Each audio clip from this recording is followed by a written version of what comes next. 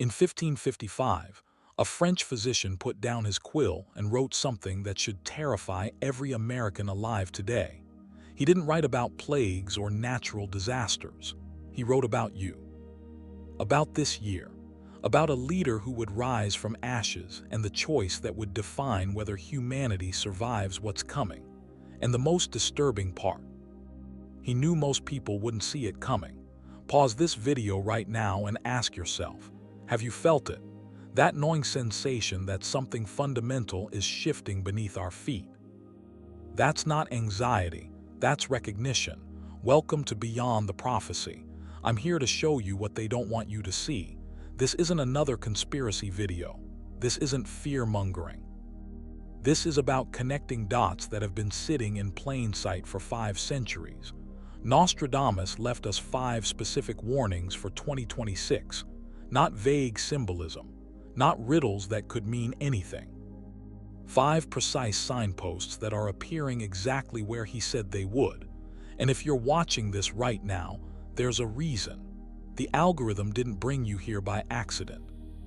Your subconscious recognized something in that thumbnail, in that title, that your rational mind hasn't fully processed yet. So let me be clear about what we're doing here. We're not predicting the future. We're recognizing it. Because Nostradamus understood something modern science is only now beginning to prove. That time isn't a straight line. It's a pattern. And patterns repeat.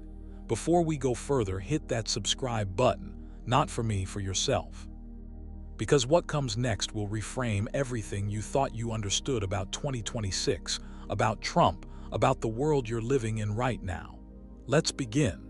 Century 8, Quatrain 14. Nostradamus wrote, "When the firmament reveals unknown signs, men of science will question their certainties, and the divine will speak through what they believed was empty." For centuries, scholars dismissed this as poetic reference to comets or eclipses. They were wrong. In the last 6 months alone, the Pentagon has declassified footage of aerial phenomena that defy every law of physics we understand. Not fringe reports, not conspiracy theories. Official military documentation of objects moving at speeds and angles that should be impossible. Pilots with decades of experience are going on record, their voices shaking, describing encounters that shattered their understanding of reality. But here's what Nostradamus actually saw. This isn't about alien invasion. It's about awakening. The sky, both literal and metaphorical, is forcing us to confront a question we've been avoiding for millennia. Are we alone? Not just in the universe, but in our own consciousness.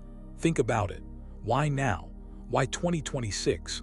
Because Nostradamus understood that celestial events don't just happen. They mirror our collective internal state. When humanity reaches critical mass confusion, denial, disconnection, the universe sends unmistakable signs. It's not punishment, it's awakening. The atmospheric anomalies scientists can't explain, the electromagnetic disturbances, the mass sightings that are becoming impossible to ignore. These aren't random, they're calibrated, designed to shake us from our sleep. And here's the terrifying truth. Not everyone will see the same thing when they look up.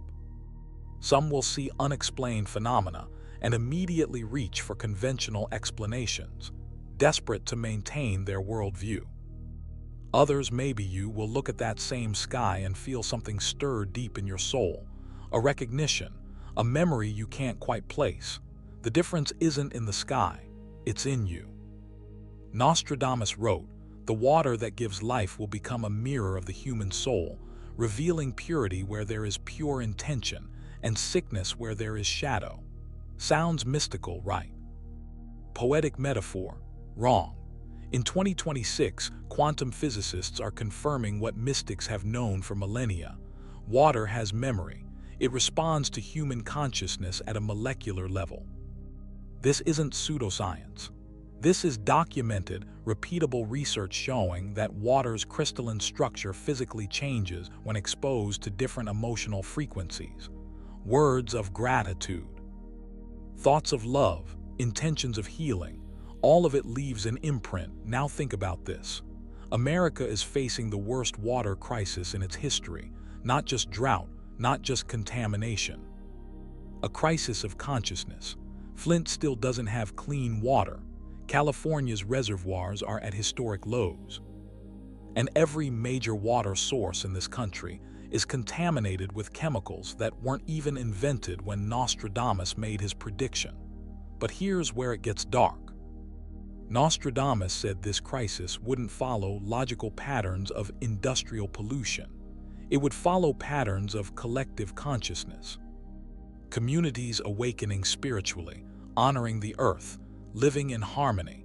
They're reporting inexplicable improvements in water quality.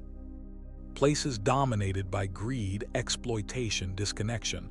The water is dying faster than science can explain. Your body is 70% water. The planet is 70% water. You're not drinking a resource. You're drinking consciousness.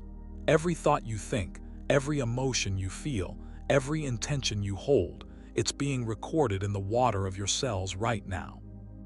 And in 2026, Nostradamus saw that this would become visible, manifest in your health, your energy, your reality. The water is no longer passive. It's reflecting you back to yourself. What does your water say about you? What was buried in fear will be unearthed by necessity. The ancients will speak again, and the modern will hear what was always there. Right now, as I'm recording this, there's an expedition beneath the Giza Plateau that's been authorized after decades of political and religious blockades. Ground-penetrating radar has detected something that shouldn't exist. Chambers, structures, a library dating back 12,000 years. That's 7,000 years before civilization supposedly began in Sumeria, the official timeline of human history. It's about to be shattered, but here's what they're not telling you. This isn't just about rewriting textbooks. This is about remembering. Nostradamus saw that ancient civilizations reached levels of consciousness were only beginning to recover. They left time capsules, knowledge, instructions for this exact moment. Why now? Because we're at the same crossroads they faced, the same choice between evolution and extinction. And Trump, love him or hate him, represents something Nostradamus specifically predicted about this era. The return of ancient leadership archetypes, not kings, not politicians, disruptors. The controversial figure who shatters the old order simply by refusing to play by its rules. Whether Trump is aware of his role in this cosmic pattern is irrelevant. He's fulfilling it. The ancient library beneath Egypt contains maps of consciousness, technology that merged the spiritual with the physical, proof that we've been here before. And Nostradamus said this knowledge would reach those who are meant to receive it.